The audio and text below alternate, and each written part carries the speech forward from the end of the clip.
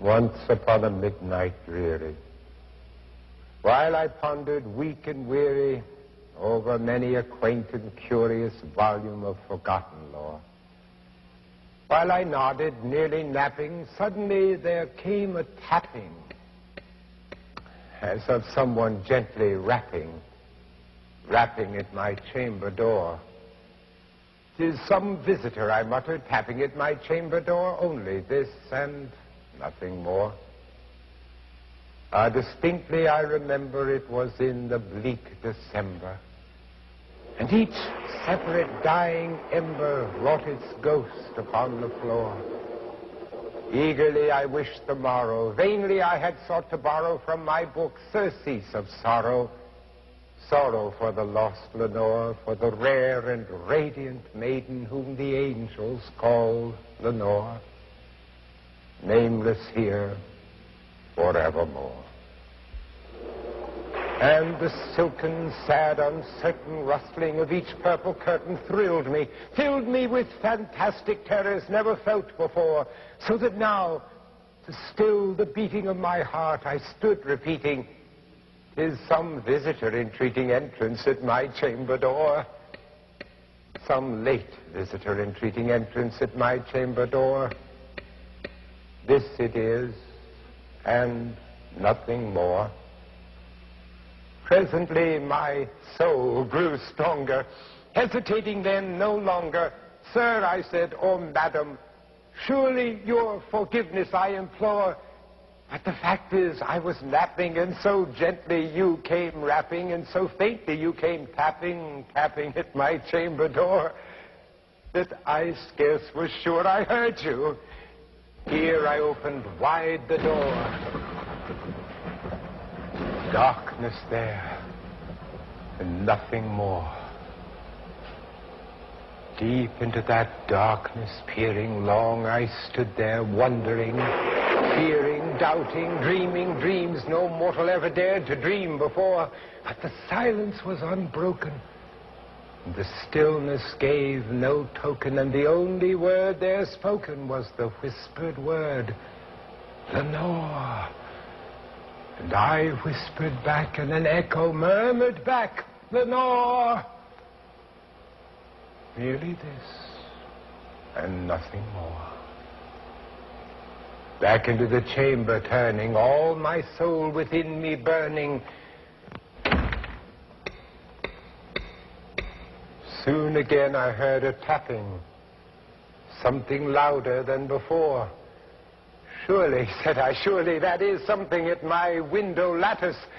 Let me see what then thereat is, and this mystery explore. Let my heart be still a minute, and this mystery explore." 'Tis the wind and nothing more.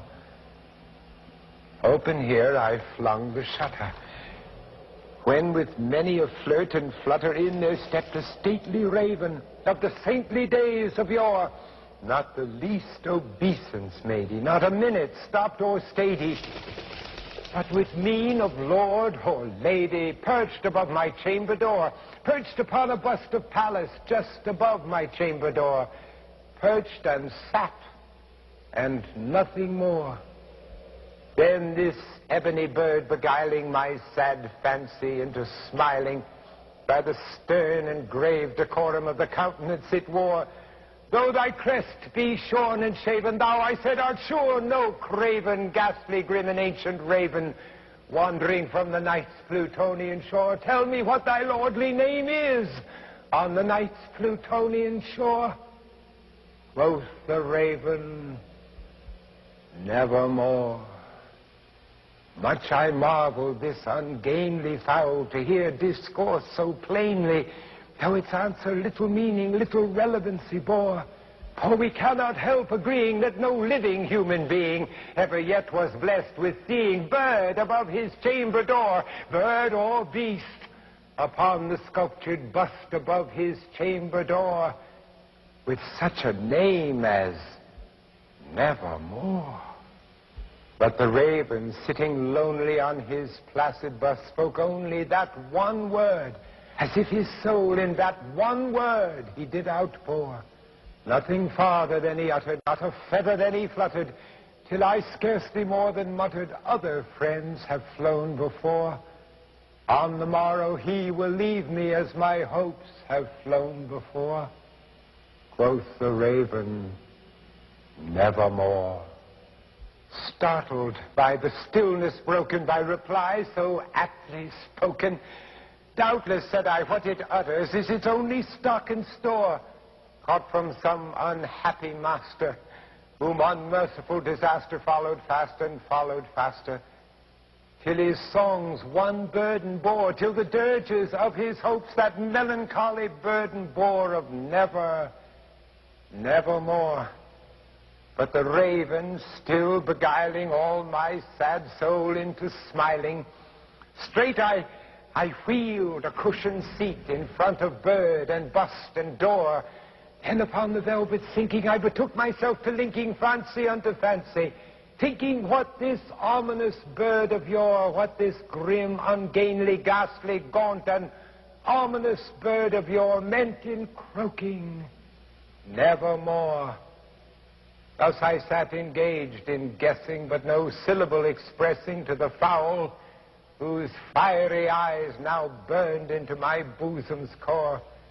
This and more I sat divining, with my head at ease reclining on the cushion's velvet lining that the lamplight gloated o'er, but whose velvet violet lining with the lamplight gloating o'er she shall press, nevermore. Then methought the air grew denser, perfumed from an unseen censer, swung by seraphim whose footfalls tinkled on the tufted floor. Wretch, I cried, thy God hath lent thee, by these angels he has sent thee respite, respite and nepenthe from the memories of Lenore. Quaff, oh quaff this kind nepenthe, and forget this lost Lenore. Quoth the raven, nevermore.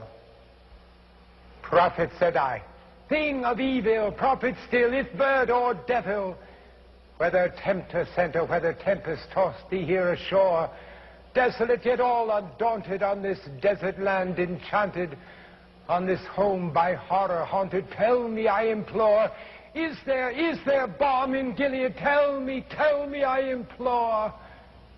Quoth the raven, nevermore. Prophet, said I, thing of evil, prophet still, if bird or devil, by that heaven that bends above us, by that God we both adore, tell this soul with sorrow laden, if within the distant Aden it shall clasp a sainted maiden, whom the angels name Lenore, clasp a rare and radiant maiden, whom the angels name Lenore. Quoth the raven, nevermore. Be that word or sign of parting, bird or fiend, I shrieked upstarting, get thee back into the tempest and the night's Plutonian shore. Leave no black plume as a token of that lie thy soul hath spoken. Leave my loneliness unbroken, quit the bust above my door.